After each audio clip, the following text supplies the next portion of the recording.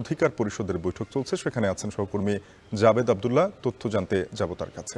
জাবেদ, বৈঠকের শুরুতে সংস্কার কমিশনের সহসভাপতি এবং গণ অধিকার পরিষদের সভাপতি, তারা দুজনেই জাতীয় ঐক্যমত্য কমিশনের যে প্রচেষ্টা সেখানে জানিয়েছেন যে আসলে জাতীয় ঐক্যমত্য প্রতিষ্ঠা করতেই হবে এবং সংস্কারগুলো বাস্তবায়ন করতে হবে। নতুন করে কোনো বক্তব্য এসেছেন কিনা?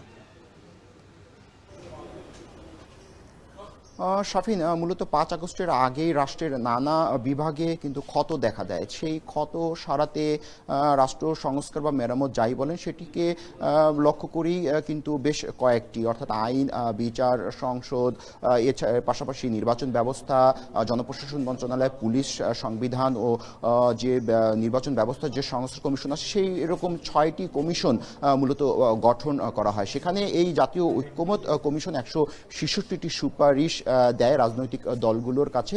সেটিরই ধারাবাহিকতায় রাজনৈতিক দলগুলোর সাথে বৈঠক শুরু হয়।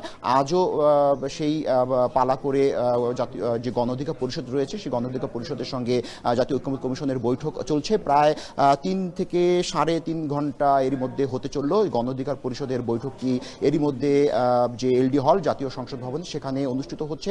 এর নেতৃত্ব দিচ্ছেন গণ অধিকার পরিষদের সভাপতি নুরুল হক নুরু। ১০ সদস্যের প্রতিনিধি দল যে বৈঠক করছে সেই বৈঠকের মধ্যে থেকে আমরা জানতে পেরেছি যে ১৬৬টি যে সুপারিশ দিয়েছিল ঐক্যমত্য কমিশন রাজনৈতিক দলগুলোকে, তার মধ্যে থেকে ১২৭টিতে একমত হয়েছে রাজনৈতিক দলগুলো এবং ২৩টিতে আংশিক সমর্থন রয়েছে রাজনৈতিক দলগুলোর, যার মধ্যে ১৫টি বিষয়ে কিন্তু এখন রাজনৈতিক দলগুলো ঐক্যমত্যে পৌঁছাতে পারেনি। ঐক্যমত কমিশনের যিনি সহসভাপতি রয়েছেন অধ্যাপক আলী রিয়াজ, তিনি মোটা দাগে যে বিষয়টি বলছেন যে সুপারিশগুলো রয়েছে সেখানে রাজনৈতিক দলগুলোর মত থাকবে, দ্বিমত থাকবে। মত যেগুলো থাকবে সেই বিষয়গুলোকে নিয়েই জুলাই এবং জাতীয় সনদ তৈরি হবে এবং জুলাইয়ের যে আকাঙ্ক্ষা সেই চেতনাকে আরও দৃঢ় করার জন্য সব রাজনৈতিক দলকে একতাবদ্ধ হতে হবে এবং নিজেদের মধ্যে ঐক্য ধরে রাখার উপরে কিন্তু তিনি গুরুত্ব আরোপ করেছেন। রাজনৈতিক দলগুলো গণ অধিকার পরিষদের যে নেতা নুরুল হক নুরু, তিনি বলেছেন যে এই যে মোটা দাগে যে সুপারিশগুলো রয়েছে সেগুলোতে তারা এখন পর্যন্ত কিছু কিছু বিষয়ে একমত হতে পেরেছেন। এই সুপারিশগুলো